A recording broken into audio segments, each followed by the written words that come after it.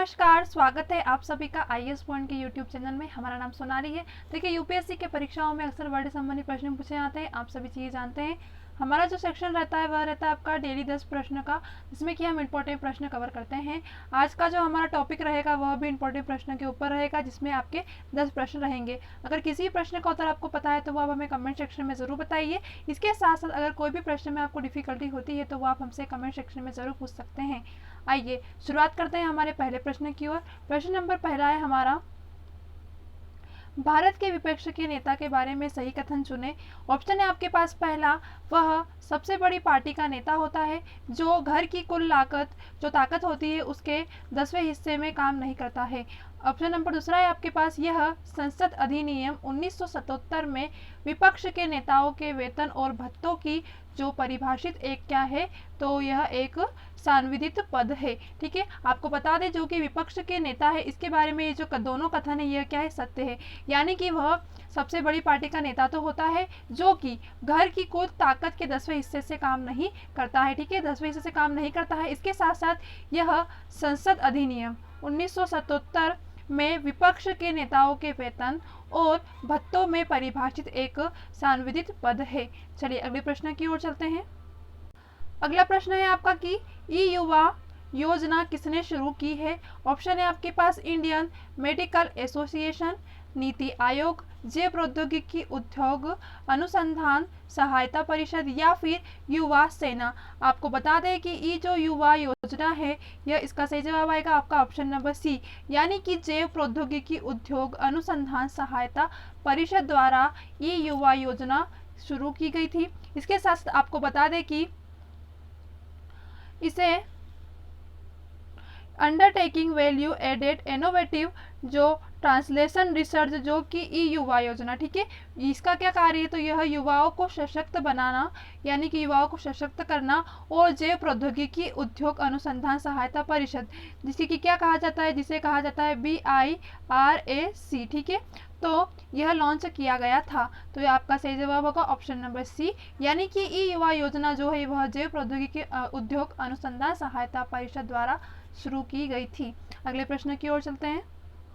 अगला प्रश्न है आपका कि मेडागास्कर किस जलप्रपात में पाया जाता है। ऑप्शन है आपके पास अटलांटिका महासागर, हिंद महासागर, भूमध्य महासागर या फिर लाल सागर। आपको बता दें इसका जो सही जवाब है वह है ऑप्शन नंबर बी, यानी कि हिंद महासागर। अब देखिए, मेडागास्कर जो जलप्रपात है यह अफ्रीका के पूर्व तट से लगभग 400 किलोमीटर, आपको याद रखना है कि यह जो अफ्रीका के जो पूर्व तट है वहां से 400 किलोमीटर दूर हिंद महासागर में एक द्वीप देश है। क्या है यह, तो यह एक द्वीप देश है, आपको भी याद रखना है, जो कि मेडागास्कर जलप्रपात है। कहाँ पर है, तो यह अफ्रीका के पूर्वी तट से लगभग 400 किलोमीटर दूर हिंद महासागर में एक द्वीप देश है। इस तरह आपका ऑप्शन नंबर बी सही है। अगले प्रश्न की ओर चलते हैं। अगला प्रश्न है आपका, निस्त्रीकरण कॉन्फ्रेंस की स्थापना किस वर्ष की गई थी। ऑप्शन है आपके पास 1979, 1987, 1978 या फिर 1981। आपको बता दें इसका जो सही जवाब है वह ऑप्शन नंबर ए, यानी कि 1979। अब देखो, निस्त्रीकरण का जो कॉन्फ्रेंस है यह 1979 में अंतर्राष्ट्रीय समुद्र के एकल बहुपक्षीय निस्त्रीकरण वार्ता मंच के रूप में स्थापित की गई थी।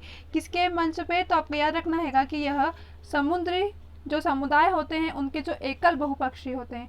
ठीक है, इसमें जो निस्त्रीकरण वार्ता मंच के रूप में क्या इसे स्थापित किया गया था, कब किया गया था, 1979 में। इस तरह आपका ऑप्शन नंबर ए सही है। अगले प्रश्न की ओर चलते हैं। अगला प्रश्न है, एडम ब्रिज के बारे में सही कथन चुने।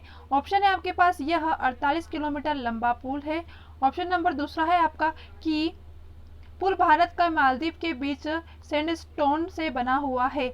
आपको बता दें कि इसका जो एडम ब्रिज है इसका जो सही उत्तर है वो आपका ऑप्शन नंबर ए, यानी कि यह 45 किलोमीटर लंबा पुल है। ठीक है, आपको बता दें कि जो एडम ब्रिज है यह राम सेतु को ही कहा जाता है, जो राम सेतु है उसे ही क्या कहा जाता है, एडम ब्रिज के नाम से जाना जाता है, जो कि 48 किलोमीटर लंबा पुल है। अगले प्रश्न की ओर चलते हैं।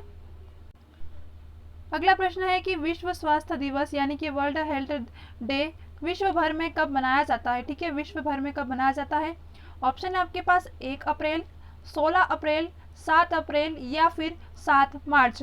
आपको बता दें कि जो विश्व स्वास्थ्य दिवस है यह विश्व भर में 7 अप्रैल को वैश्विक स्वास्थ्य जागरूकता दिवस के रूप में मनाया जाता है। किसके रूप में मनाया जाता है, तो आपको यह याद रखना है कि यह वैश्विक स्वास्थ्य जागरूकता दिवस के, ठीक है, वैश्विक स्वास्थ्य जागरूकता दिवस के रूप में हर वर्ष विश्व स्वास्थ्य दिवस 7 अप्रैल को मनाया जाता है। यानी कि ऑप्शन नंबर सी आपका 7 अप्रैल सही है। अगले प्रश्न की ओर चलते हैं। अगला प्रश्न है आपके पास, नंबी नारायण कौन थे? ऑप्शन है आपके पास नासा के वैज्ञानिक, विश्व प्रसिद्ध भौतिकी विज्ञान, एक इसरो साइंटिस्ट या फिर राजनीतिक नेता। ठीक है, नंबी नारायण के बारे में पूछा है तो आपको बता दें कि इसका जो सही जवाब है वो आपका ऑप्शन नंबर सी होगा, यानी कि यह एक इसरो साइंटिस्ट थे। चलिए इनके बारे में कुछ चीज़ देख लेंगे। एस नंबी नारायण इसरो के एक महान प्रसिद्ध नाम थे और जो कि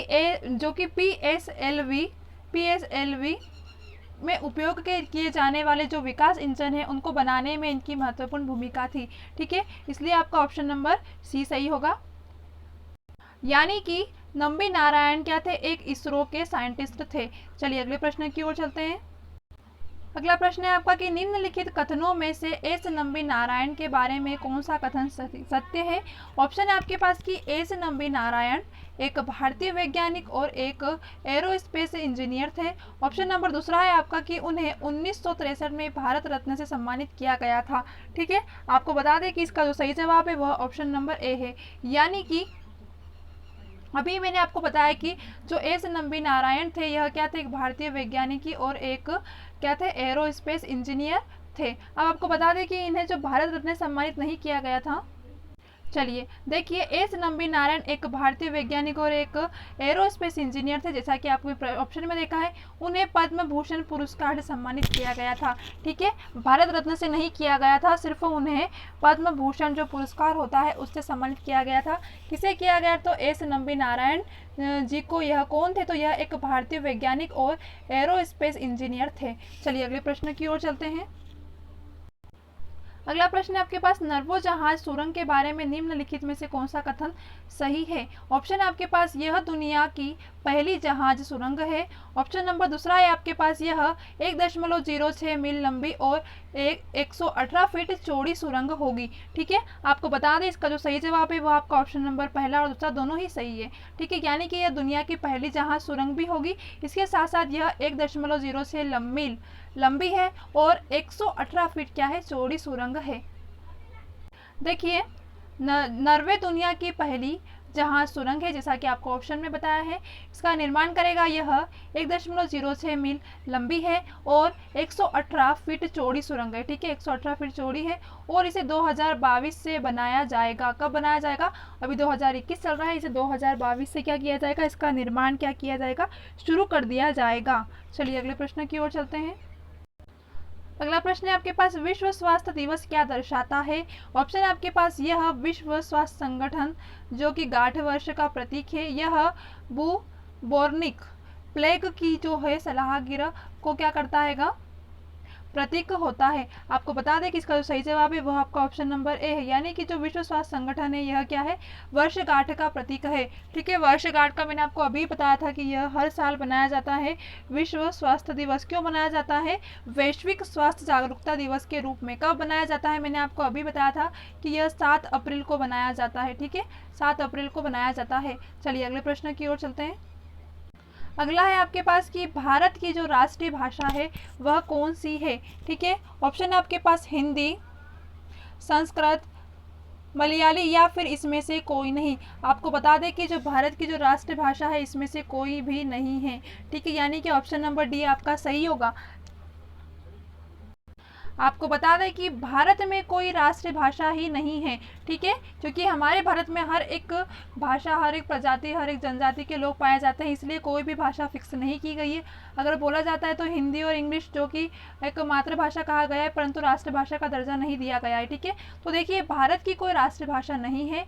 जैसा कि संविधान में परिभाषित किया गया है कि हालांकि हिंदी और अंग्रेजी देश में उपयोग की जाने वाली आधिकारिक भाषाएं हैं, ठीक है। हिंदी और इंग्लिश जो ऐसी भाषा है जो हर इंसान को समझ आ जाती है, परंतु इनको भी क्या है, सिर्फ एक मातृभाषा के तौर पे बोला गया है कि हाँ नॉर्मली ये जो सब सभी को आधिकारिक बोली जाती है, इसलिए बाकी राष्ट्रभाषा हमारे भारत में कोई भी नहीं है। चलिए, आज की क्लास हमारी यही समाप्त होती है। अगर कोई भी प्रश्न में अगर आपको कोई भी डिफिकल्टी आई हो तो वो आप हमसे कमेंट सेक्शन में ज़रूर पूछ सकते हैं। इसके साथ साथ अगर कुछ भी डिफिकल्टी आपको होती है तो वह भी आप हमसे पूछ सकते हैं। चलिए, तब तक कल मिलते हैं हमारी अगली क्लास में। तब तक के लिए आप सभी को बेस्ट ऑफ लक।